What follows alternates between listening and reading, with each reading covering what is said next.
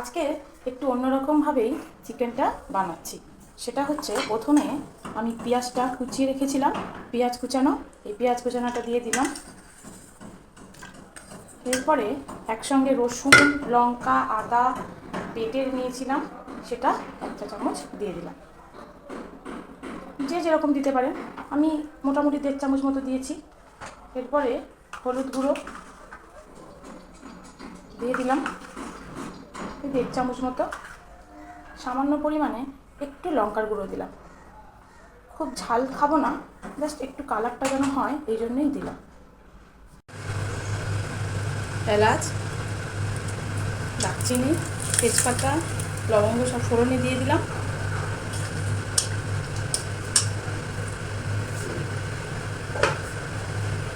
আর আগে থেকে যে চিকেনটা মাখিয়ে রেখেছিলাম সব রকম মশলা দিয়ে, সেটা এবার কড়াইতে দিয়ে দিলাম।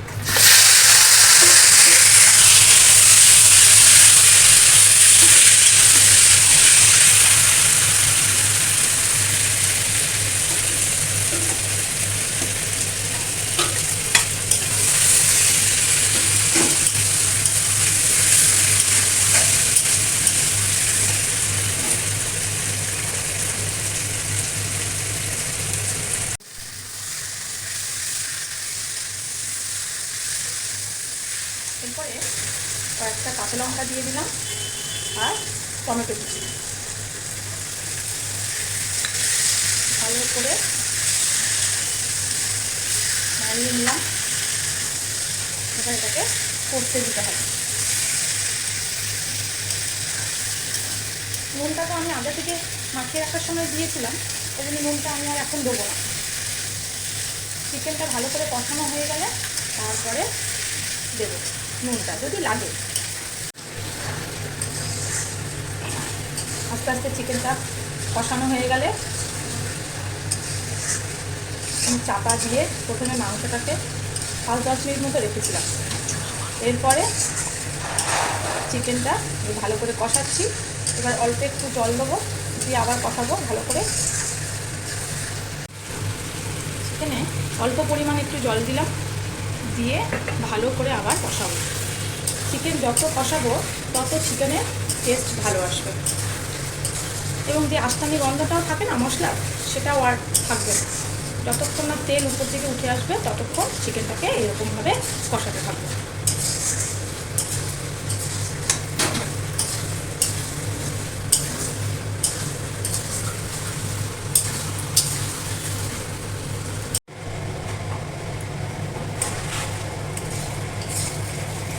দেখুন চিকেন থেকে কেমন তেলটা ছেড়ে গেছে। এবার আস্তে আস্তে করে একটু নাড়িয়ে দিচ্ছি, যাতে কড়াতে যাতে না লেগে যায়। চিকেন থেকে দেখুন কষানোর পরে কিভাবে তেলটা বেরিয়ে এসছে। এই তেলটা বেরিয়ে এসছে মানে এবার চিকেনটা আমার ঠিকঠাক মতো কষানো হয়ে গেছে। যেহেতু চিকেনটা আমি আলু দিয়ে করব, এরপরে আমি আলুটা অ্যাড করে দেবো। আলুটা আগে থেকেই ভেজে রেখেছিলাম।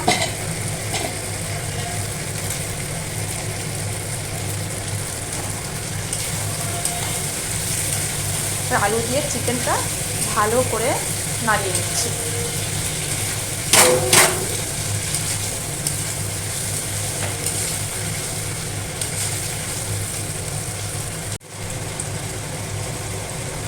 আমার চিকেনটা ভালো করে কষানো হয়ে গেছে। এবার একটু আমি গরম জল করে নিয়েছিলাম, গরম জলটাই দিচ্ছি।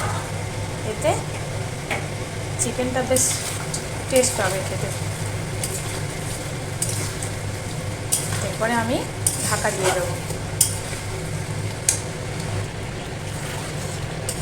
দেখুন আমি ঝোল এইটুকুনি রাখবো, বেশি একদম টানিয়ে নেবো না, আবার একদম বেশি ঝোলও রাখবো না। আমার চিকেনটা হয়ে গেছে। এরপরে একটু গরম মশলা দিয়ে দেবো। আমি গরম মশলাটা বাড়িতেই সব রকমের এনে বানিয়ে রেখে দিই, সেই গুঁড়োটাই দিয়ে দিলাম। হয়ে গেল আমার চিকেন।